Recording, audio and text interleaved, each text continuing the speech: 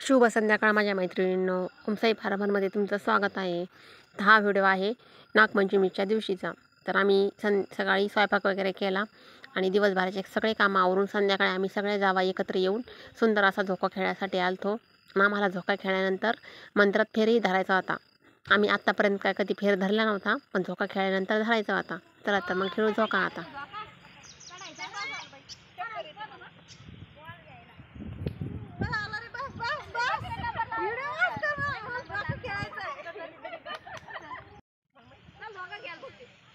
Video न घेऊ जरा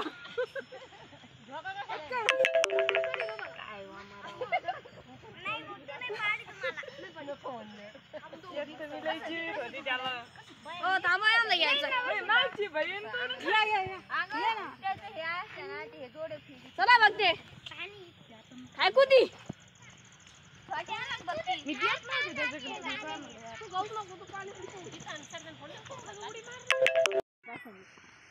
इकडे ना असे रांगीतच झोके या पोरापाशी झोके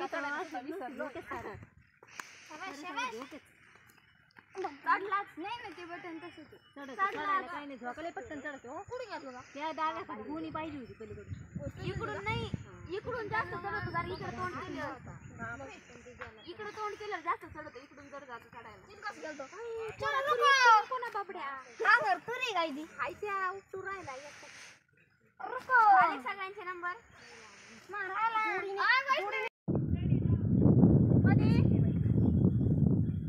आता चल ना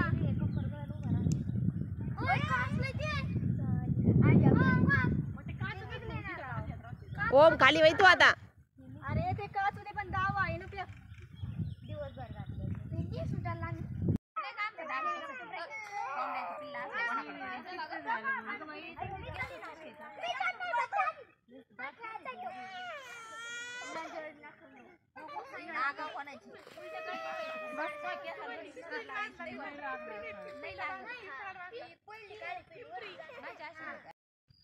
आम्ही सगळ्याजणी अशा एकत्र आल्याच्यानंतर खूप छान वाटतं आणि मी खूप धिंगामस्ती करत असतो.